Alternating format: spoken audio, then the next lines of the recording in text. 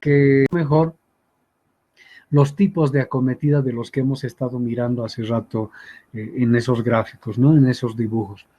Fíjense, aquí están las acometidas, hay una variedad, ¿no? Esto va a la casa, al muro de la casa, del muro baja al medidor, supuesta tierra, etcétera. Esquemáticamente se ve así. Y en el gráfico está describiendo los accesorios, las formas, todo hasta la puesta a tierra, ¿no?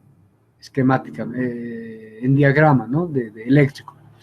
Y acá es otra acometida. Esta acometida tiene el ingreso es mediante una muralla con puerta de garaje y el inmueble está al fondo, un poquito más adentro, ¿no? Tiene como un pequeño patio de ingreso.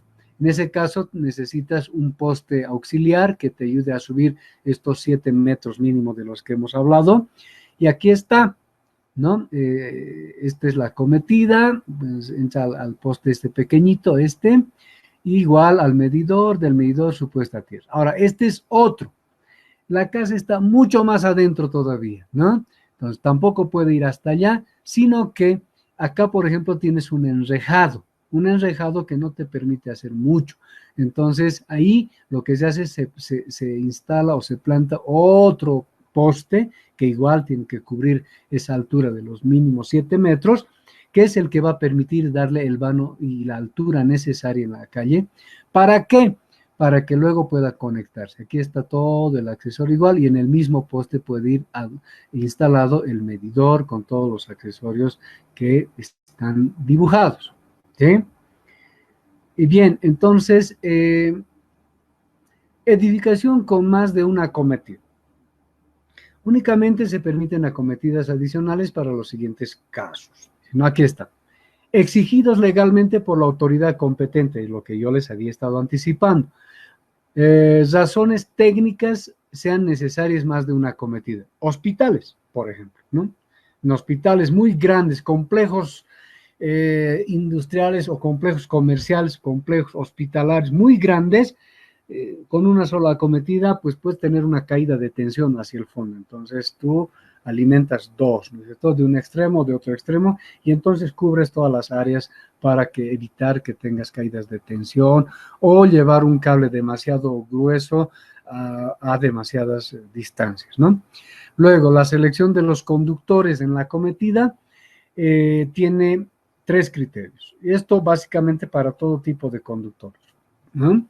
Sería capacidad térmica de conducción, que está ligado al tipo de aislamiento, máxima caída de tensión, que está en relación a la longitud, y máxima corriente de cortocircuito para verificar el tema del soporte que debe tener el conductor en relación a su aislamiento. O sea, estos 3 elementos básicamente lo que van a hacer es proteger la cobertura que tiene el conductor metálico, el aislante, ¿no es cierto? El calor que va a hacer va a degradar aislante. La caída de tensión que va a provocar que no tengamos tensión plena para poder funcionar, ¿no es cierto? Y la tercera, el cortocircuito, vamos a tener una subida intempestiva de la corriente que va a generar un calor excesivo instantáneamente que igual puede dañar aislamiento. Por tanto, en base a eso se diseñan los conductores, estos 3 criterios. La sección nominal del conductor, dice, debe seleccionarse en forma preliminar de acuerdo al primer criterio, o sea, el calor. Vamos a ver algunas cosas acá. Primero, tenemos calibres normalizados, que sería en milímetros cuadrados, y el ABWG y el 1000 circular 1000. Esta es una tabla que la norma presenta, pues ustedes deben tener igual en sus catálogos, no sé, diferentes tipos de catálogos de cables, ¿no es cierto? Entonces, este solamente es una referencia para decir que hay tablas y uno tiene que escoger las tablas con las que va a trabajar en el diseño y con las que realmente va a instalar.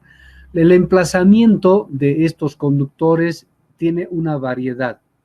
pueden ir dentro de un tubo, en una pared, pegados a la pared, pueden ir en una bandeja, en un tubo, dentro de un tubo, pueden ir, o sea, dependiendo, en bandejas, en escalerillas, en soportes, en fin, una gama variada de cómo se puede transportar estos cables en la infraestructura, ¿no?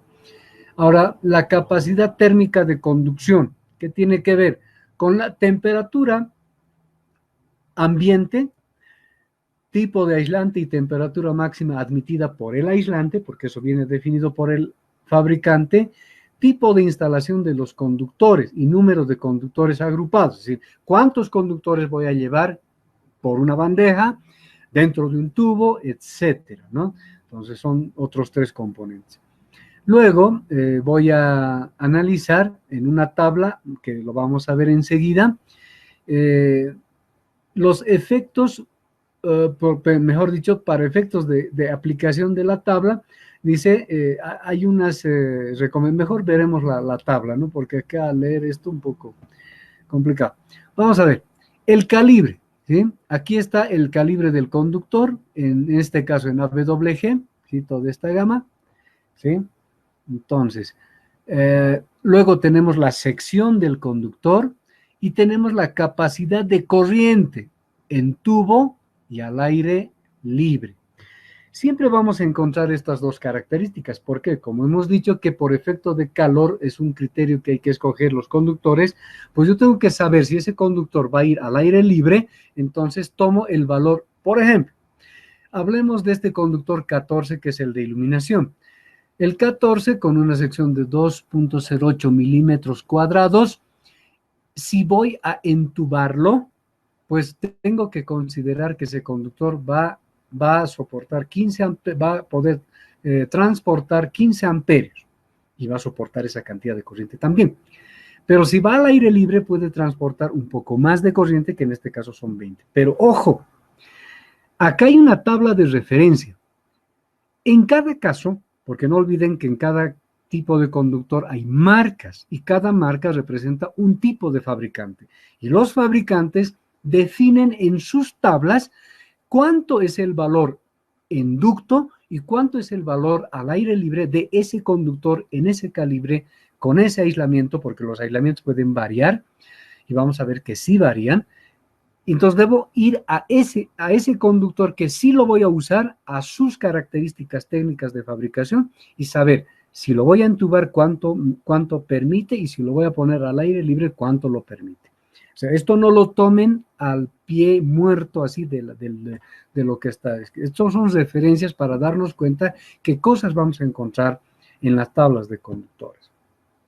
Bien, otra cosa que también yo tengo que verificar en los catálogos de los conductores son precisamente este detalle. Primero, el tipo de, ¿qué se llama? De aislante que tiene el conductor, PVC, EPR, XLPE. ¿Ya? A ver, para que tengan una idea, para los que no conocen, el PVC es el aislante más común que hay en los conductores. Y el XLP es ese aislante negro que llevan los cables de aluminio que van a la calle, ¿ya? Entonces, para que tengan una idea.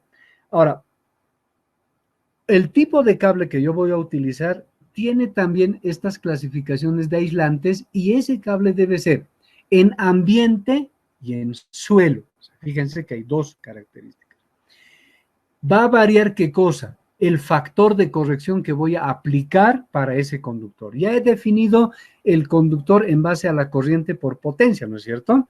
Ahora, a ese valor de sección que yo he encontrado, le voy a afectar por un factor que va a depender de estos, de su aislamiento en un ambiente o en el suelo. Y eso va a depender de la temperatura en grados centígrados al cual va a trabajar, que en este caso sería 10, 15, 20, etcétera, grados centígrados y su relación en el factor de corrección que yo voy a hacer, dónde lo voy a instalar. O sea, tengo que conocer. Luego tenemos estos otros factores, nos iremos a la tabla otra vez, dice número de conductores instalados. O sea, fíjense que acá dice que el factor de corrección a aplicar cuando hubieran más de 3 conductores sin espaciamiento o más de 3 conductores instalados en un cable multipar, o sea, van juntos, en otras palabras, van juntos pegaditos. Bueno, juntos, ¿no? Entonces, el número de conductores instalados de 4 a 6, 0,8, se vuelve a corregir. O sea, si voy a poner 3, tienen que ser más gruesos. Si voy a utilizar a más temperatura, más grueso. O sea, se van a dar cuenta que por cada efecto que voy a considerar, voy a afectar un factor y por tanto, entre comillas, si me permiten, eso va a definir si yo voy a quedarme en ese calibre de conductor o voy a ir engrosando. Así permítanme decírselos si es que algo no queda claro. Bien, ¿qué más? Máxima caída de tensión. La máxima caída de tensión se la calcula mediante esta ecuación, que no es nada complicada. Fíjense que esta es la corriente de cortocircuito que vamos a calcular en base a ¿qué? A, T, T sub F y T sub I. ¿Qué son esos valores? Los tenemos acá. A, entonces, es el área del conductor en milímetros cuadrados, que ya lo he calculado más antes, que es en base a la ley de Ohm y todas sus consideraciones. T es el tiempo de duración de una falla, que máximo se espera sea no más de un segundo. TF sería la temperatura máxima admisible del conductor en régimen de cortocircuito en grados centígrados, que eso lo tengo que sacar de una tabla del fabricante. Y T sub I, la temperatura máxima admisible del conductor en régimen normal de operación, o sea, en condiciones normales. Y sub CC, que sería la máxima corriente de cortocircuito. Ahora, alguien dirá, pues, oye, qué complicado, ¿no? O sea, ¿de dónde saco T sub F, T sub I? Porque A ya lo tengo, T lo tengo, logaritmo de factores ya lo tengo. Entonces, acá hay una tabla que dice T sub F, T sub I para los tipos de aislamientos de los que hemos estado considerando en este momento. O sea, estos 3 tipos de aislamientos son los que más comúnmente los vamos a encontrar. Si yo tengo un tipo de aislamiento particular, pues voy tras estos datos en su catálogo de fabricante. Entonces, aquí yo tengo en cada caso T sub F y T sub I. Por tanto, ya tengo todos los valores para poder reemplazarlos en esta fórmula. Entonces, de modo que el cálculo de cortocircuito no debiera representarnos mayores dificultades que reemplazar los datos que hemos mostrado, ¿sí? Bien, el conductor neutro. ¿Qué consideraciones debo tener con el conductor neutro? ¿Sí? El conductor neutro va básicamente